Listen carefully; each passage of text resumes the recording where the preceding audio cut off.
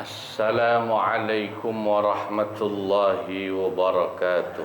Waalaikumsalam warahmatullahi wabarakatuh. Bismillahirrahmanirrahim. Alhamdulillahilladzi waffaqana lilwusuli ila ma'rifatil usul wa yassara lana suluka manahija biquwwatin awda'aha fil uqul. Wassalatu wassalamu ala sayyidina wa nabiyyina Muhammadin Sallallahu alaihi wasallam. wa ala alihi wa ashabihi al-faizina minallahi bil qabul. Amma ba'du.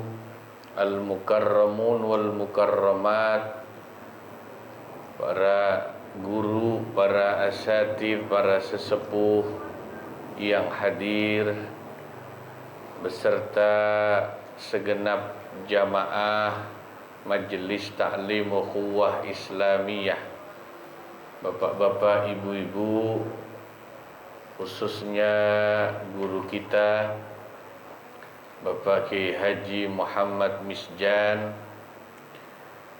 Bapak Kiai Haji Muhammad Ja'far yang masih belum sehat, mudah-mudahan segera diberikan sehat oleh Allah Subhanahu wa taala.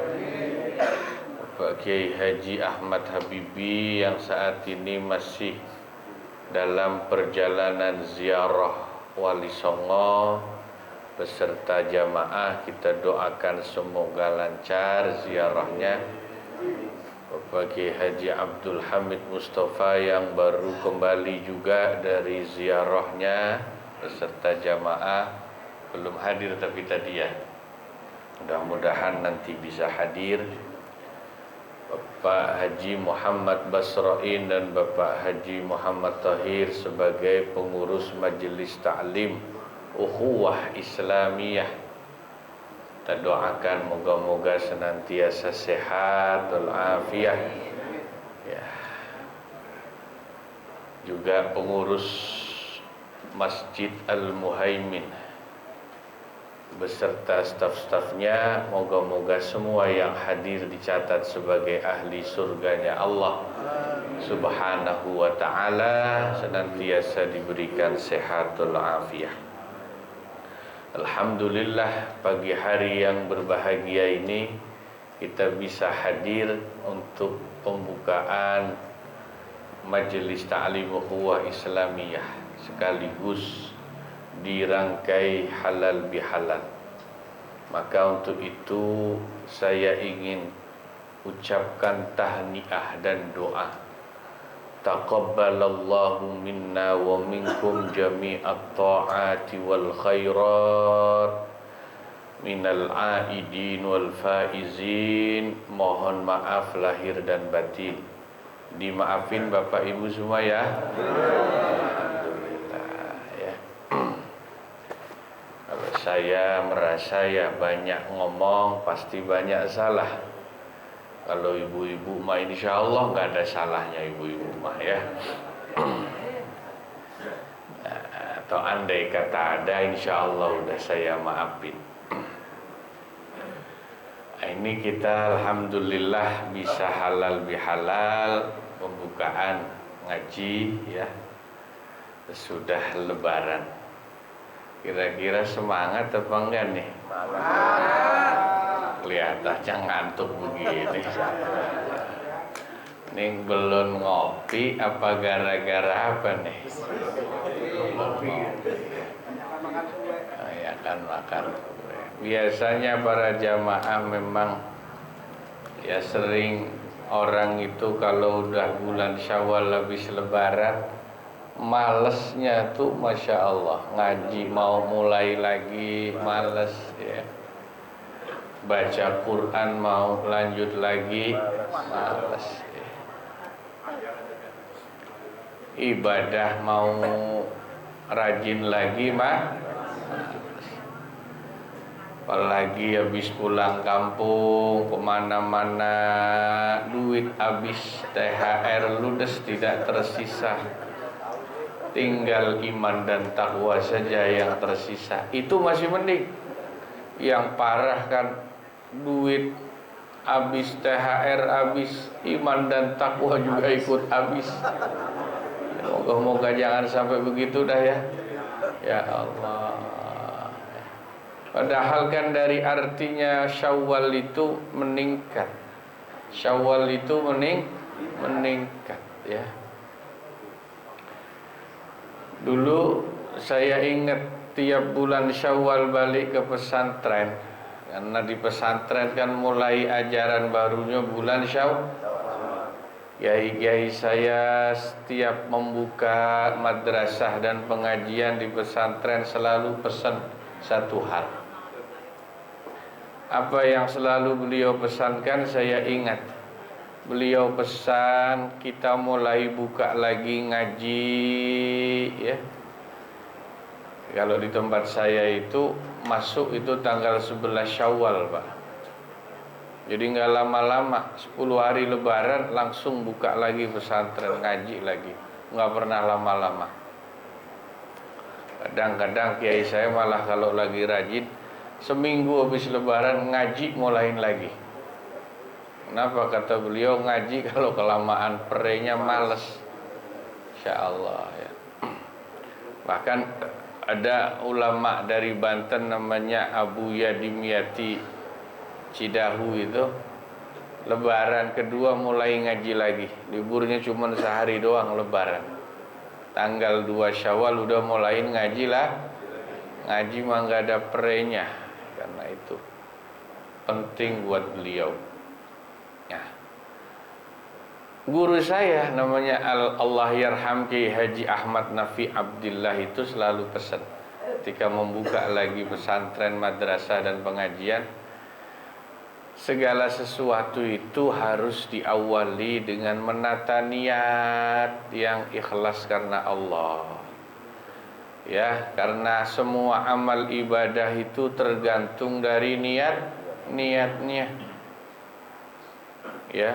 Niat itu dalam bahasa kitab Al-Hikam atau ilmu tasawuf disebut dengan al-ahwal. Adapun amal ibadah yang tanpa itu disebut dengan al-a'mal. Nah, niat, ahwal, kondisi hati manusia ini, hatinya itu, itulah yang mendorong, menyetir, kalau bahasa anak milenialnya, mendrive, yang nyetir amal kita mau kemana, seperti apa, bakal kemana, seperti apa, itu tergantung ahwalnya hati, kondisi hati, niatnya hati. Sebab hidup itu yang nyetir perbuatan kita ini ahwal hati. Ini makanya Nabi mengatakan dalam hadis, innamal a'malu binniyat. Amal itu pokoknya tergantung niatnya. Bagaimana niatnya? Itu maksudnya apa? Perbuatan manusia itu tergantung hatinya. Hati yang nyetir. Contoh, naik motor, emang kelihatannya yang nyetir tangannya, yang injek rem kakinya, yang lihat matanya. Tapi sebetulnya yang nyetir itu hatinya. Kita keluarin motor dari rumah pagi-pagi, kalau hatinya bilang ngaji dalam hatinya, nyampe ngaji, wah, karena hati yang nyetir. Tapi kalau kita keluarin motor dari rumah, meskipun udah pakai peci atau ibu-ibu udah pakai kerudungan, sementara hatinya ngomongnya pasar, pasti nggak bakal nyampe ke pengajian, nyampenya tetap pasar. Yang nyetir hati, Pak, bukan tangan.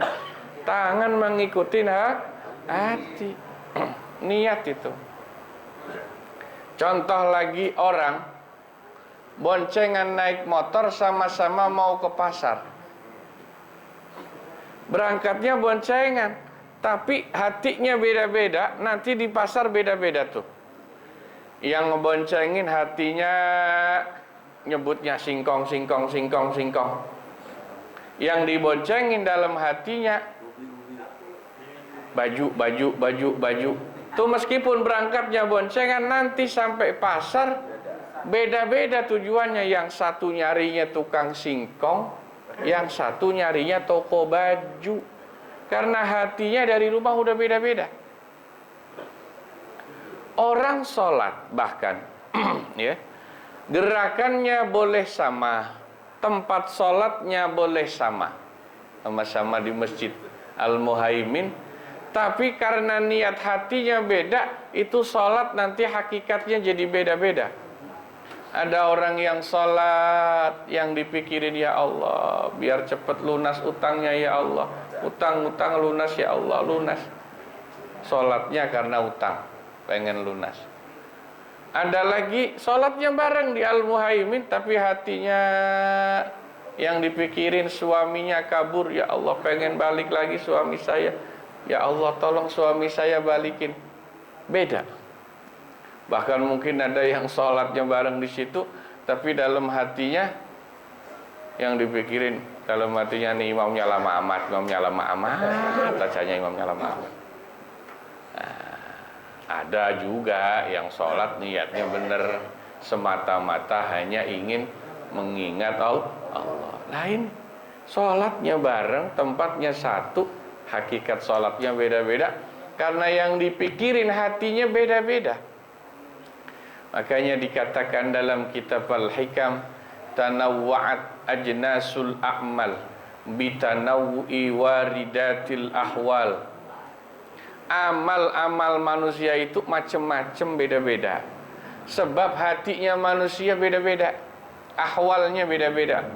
Itu tadi yang disebut ahwal atau niat. Ya. Ini yang terakhir. Ya, karena halal bihalal gak panjang-panjang ya. Kita juga belum mulai buka kitab. Bulan Syawal itu sesungguhnya dalam Al-Quran dan sejarah. Kenapa disebut Syawal yang artinya meningkat? Karena Syawal dalam sejarah dan di Al-Quran disebut sebagai bulan penuh jihad dan perjuangan. Kalau kita halal bihalal maaf-maafan ya, males-malesan ya bulan Syawal ya, maaf-maafan.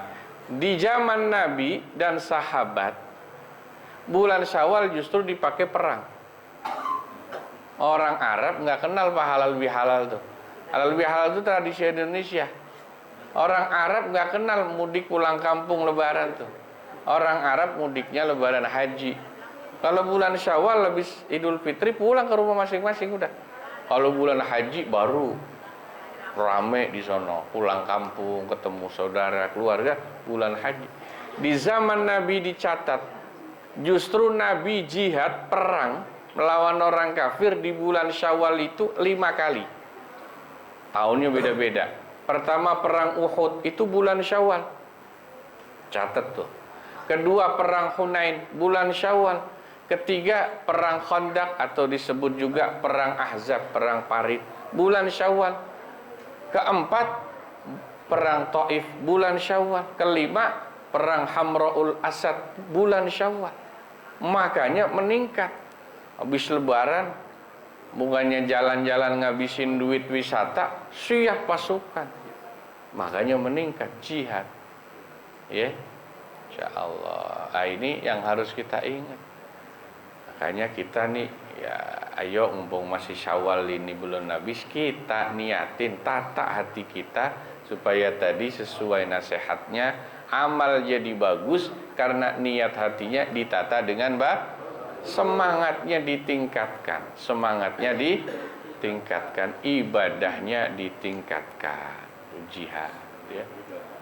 Kalau di kampung saya lain lagi Pak, bulan Syawal bulan kawinan Pak. Ya kalau pulang kampung ke Pekalongan mulai tanggal 2 Syawal lebaran kedua, tetangga udah mulai hajatan. Tiap hari pelampang gantian muter. Alhamdulillah nggak perlu masak sih. Banyak berkat, cuman kondangan mulu. Orang kampung saya pintar aja tuh, hajatannya bulan Syawal. Tahu orang masih banyak duit ya. Tahu pada pulang kampung, jadi nggak usah repot-repot ngundang.